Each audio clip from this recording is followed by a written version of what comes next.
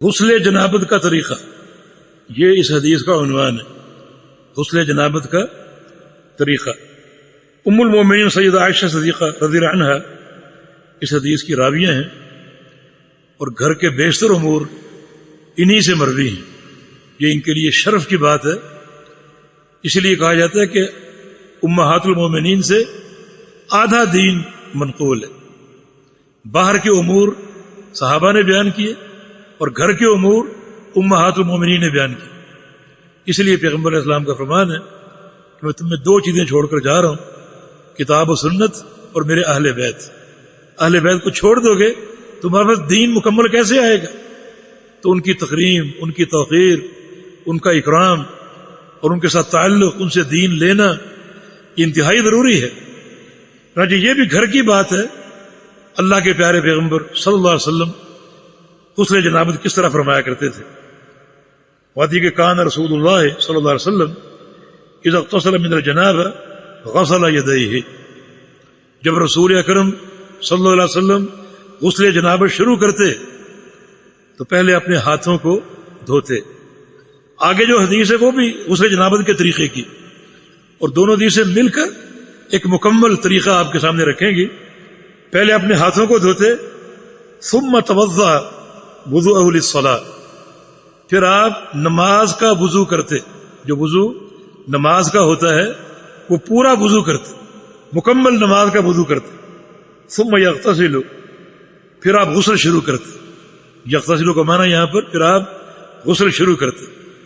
وہ کیسے؟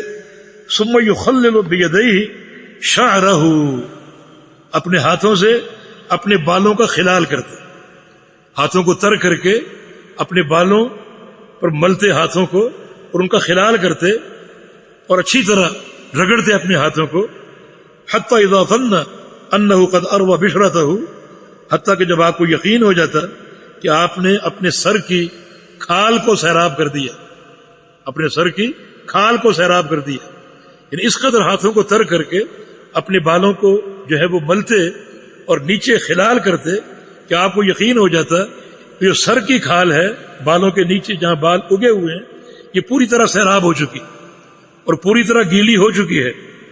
تو پھر آپ کیا کرتے؟ افاض الماء علیہ 3 مرات، پھر آپ سر پہ پانی ڈالتے 3 دفعہ، یعنی پہلے بالوں کو اچھی طرح انگلیوں سے خلال کرتے، اور جب یقین ہو جاتا ہے کہ پوری جو سر کی کھال ہے یہ گیلی ہو چکی ہے اور سیراب ہو چکی ہے، تو پھر آپ 3 چلو یا 3 دفعہ پانی سر پہ انڈیلتے۔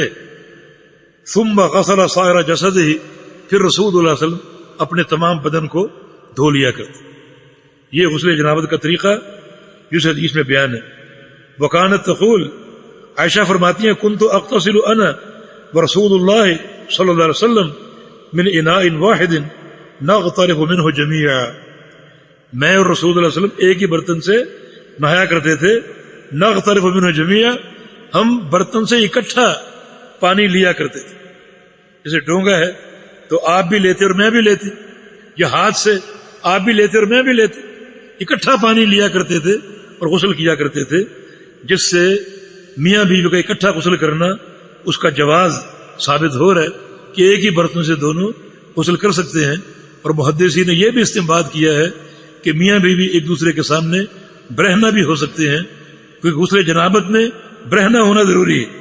اور ایک حدیث جو میمونہ بنت حارث رضی اللہ عنہا سے مروی ہے، اس سے یہ ثابت ہوتا ہے کہ اگر عورت نے کسی برتن سے غسل کیا ہو اور برتن میں پانی بچ گیا ہو تو اس پانی سے اس کا شوہر غسل کر سکتا ہے۔ یہ بات میں اس لیے عرض کر رہا ہوں کہ بعض احادیث میں اس کی ممانعت وارد ہے، لیکن وہ مرجوح ہے کہ عورت جو ہے اگر کسی برتن سے غسل کر لے تو مرد اسے غسل نہ کرے۔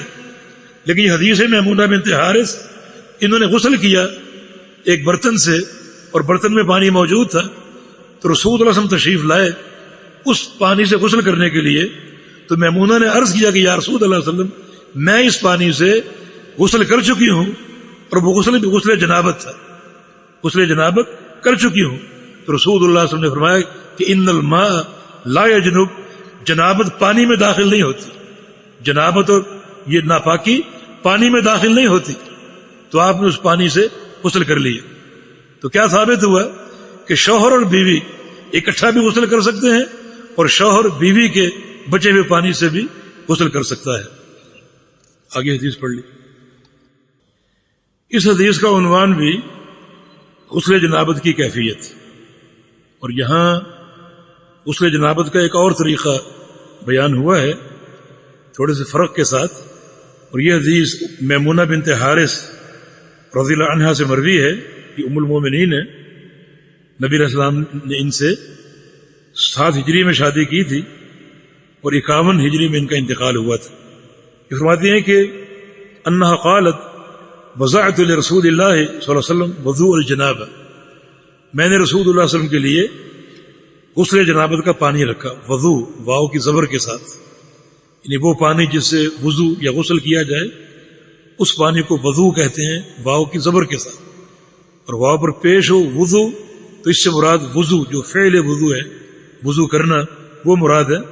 تو میں نے پیغمبر علیہ السلام کے لیے غسل جنابت کا پانی رکھا. یعنی بیوی کو شوہر کی خدمت کرنی چاہیے، یہ اس کے لیے اکرام کی بات ہے اور اس کے شرف کی بات ہے. فاکفا بیمینہ علی یسارہ، تو رسول اللہ صلی اللہ علیہ وسلم نے اپنے دائیں ہاتھ سے بائیں ہاتھ پر پانی بہایا. مرتين او ثلاثا، 2 بار یا 3 بار. راوی کو شک ہے کہ 2 بار بہایا یا 3 بار بہایا. دونوں درست ہیں، 3 بار افضل ہے اور 2 بار بھی جائز ہے. تو آپ نے پانی بہایا، یعنی اپنے ہاتھوں کو برتن میں داخل نہیں کیا بلکہ پہلے ہاتھوں کو باہر دھو لیا. ہو سکتا ہے کوئی نجاست کا تلوث ہو. ثم غسل فرجہ، پھر رسول اللہ صلی اللہ علیہ وسلم نے اپنی شرمگاہ کو دھویا. ثم ضرب یدہ بالارض بالحائط مرتين او ثلاثا، پھر رسول اللہ صلی اللہ علیہ وسلم نے اپنا ہاتھ زمین یا دیوار پر رگڑا یا ملا 2 یا 3 بار. یعنی جب شرمگاہ کو دھویا تو یہ ممکن تھا کہ کوئی نجاست ہاتھ پہ لگی رہ گئی ہو، تو آپ صلی اللہ علیہ وسلم نے اس کے مکمل زائل کرنے کے لیے اپنے ہاتھوں کو دیوار یا زمین سے مس کیا اور اس کو رگڑا اور ملا، تاکہ اگر کوئی ایسا شائبہ ہے تو وہ نجاست بالکل زائل ہو جائے. ثم تمضمض واستنشق، پھر رسول اللہ علیہ وسلم نے کلی کی اور ناک میں پانی دیا. وغسل وجہہ، اپنے چہرے کو دھویا. وذراعیہ، اپنے بازوؤں کو دھویا. یعنی مکمل وضو نہیں کیا. جو پیچھے آپ نے حدیث پڑھی اس میں توضأ وضوء للصلاۃ، کہ مکمل نماز والا وضو کیا آپ نے، یعنی پاؤں بھی دھو لی. اب کیا طریقہ کہ آپ نے صرف اپنے بازوؤں کو دھویا اور پاؤں نہیں دھوئے، پاؤں چھوڑ دیے. ثم افاض علی صائر علی رأسہ الماء، پھر رسول اللہ صلی اللہ علیہ وسلم نے اپنے سر پہ پانی اڈیلا اسی طریقے سے جو بیان ہوا ہے. ثم غسل صائر جسدہ، پھر رسول اللہ صلی اللہ علیہ وسلم نے اپنے پورے جسم کو دھویا اور پانی سارے بدن پر انڈیل لیا. ثم تنحى، پھر رسول اللہ علیہ وسلم تھوڑا سا پیچھے ہٹے، یعنی جہاں پانی سے آپ نے غسل کیا تھا وہاں سے ہٹے اور خشک زمین پر آ گئے. فغسل رجليه، اور وہاں آپ نے اپنے پاؤں دھوئے، یعنی جو پاؤں چھوڑ دیے تھے اب وہ دھوئے. فأتيته بخرقة، میمونہ فرماتی ہے کہ میں تولیہ لے کر آئی رسول اللہ علیہ وسلم کے پاس، خرقہ کپڑا یا تولیہ. فلم يردها، آپ نے اس کا ارادہ نہیں فرمایا، اس کو واپس کر دیا. فجعل ينفض الماء بيديه، اور آپ صلی اللہ علیہ وسلم اپنے ہاتھوں سے پانی جو ہے وہ نچوڑنے لگے اور خشک کرنے لگے، اور آپ نے تولیہ جو ہے وہ لوٹا دیا اور اس کا ارادہ نہیں فرمایا.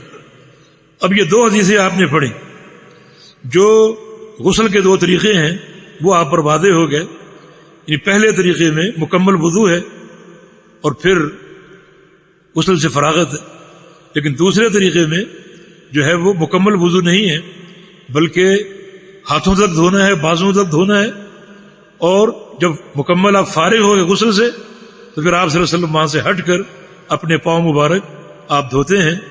دونوں طریقے مشروع اور ثابت ہیں. بعض علماء نے اس فرق کی ایک وجہ بیان کی ہے، آپ جہاں نہا رہے ہیں اگر وہاں پانی ٹھہر رہا ہے تو پھر آپ پاؤں نہ دھوئیں بلکہ پاؤں پھر آپ بعد میں دھوئیں اس جگہ سے ہٹ کر. اور اگر وہاں پانی ٹھہر نہیں رہا بلکہ پانی وہاں سے جو ہے وہ نالی میں بہہ رہا ہے اور وہ زمین جو ہے وہ صاف ہوتی ہے پھر آپ پاؤں پہلے دھو سکتے ہیں۔ امام قرطبی رحمہ اللہ نے اس کی ایک عجیب حکمت ذکر کی ہے۔ وہ کہتے ہیں کہ نبی صلی اللہ علیہ وسلم کا پاؤں بعد میں دھونا اس مقصد کے تحت تھا کہ آپ صلی اللہ علیہ وسلم چونکہ وضو ایک بابرکت چیز ہے تو آپ صلی اللہ علیہ وسلم چاہتے تھے کہ غسل کا آغاز بھی وضو کے اعضاء کو دھونے سے ہو اور غسل کا اختتام بھی وضو کے اعضاء کو دھونے سے ہو۔ چنانچہ وہ ہاتھوں کو دھو کر غسل شروع کرتے اور پاؤں دھو کر غسل کو ختم کرتے۔ اور اس حدیث میں ایک اضافی چیز یہ ہے کہ میمونہ بنت حارث نے آپ کو تولیہ پیش کیا مگر آپ نے وہ قبول نہ کیا۔ تولیہ پیش کرنا اس بات کی دلیل ہے کہ تولیہ آپ استعمال کرتے تھے، یہ ممنوع نہیں ہے، لیکن آج آپ نے تولیہ رد کر دیا اور قبول نہ فرمایا اور اپنے مبارک ہاتھوں سے آپ نے پانی کو جھاڑنا شروع کر دیا۔ ہو سکتا ہے اس کی حکمت یہ ہو کہ اس دن شدید گرمی ہو اور آپ چاہتے تھے کہ پانی جلدی خشک نہ ہو بلکہ کچھ دیر بدن پر موجود رہے تاکہ ٹھنڈک جو ہے وہ ایک عرصے تک جو ہے وہ قائم رہے، واللہ اعلم۔ لیکن ان احادیث سے یہی بات نکلتی ہے کہ غسل کے بعد تولیے کا استعمال درست بھی ہے، اور اگر آپ تولیہ استعمال نہ کریں ویسے پانی کو جھاڑ لیں تو یہ بھی ثابت اور درست ہے اور جائز ہے، دونوں طریقے مباح ہیں اور اللہ کے پیارے پیغمبر سے ثابت۔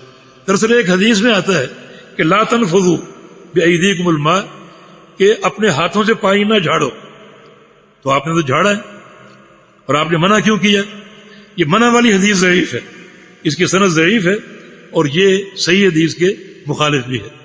تو تولیہ استعمال کرنا بھی درست ہے اور ہاتھوں سے پانی کو جھاڑنا بھی درست ہے، واللہ اعلم۔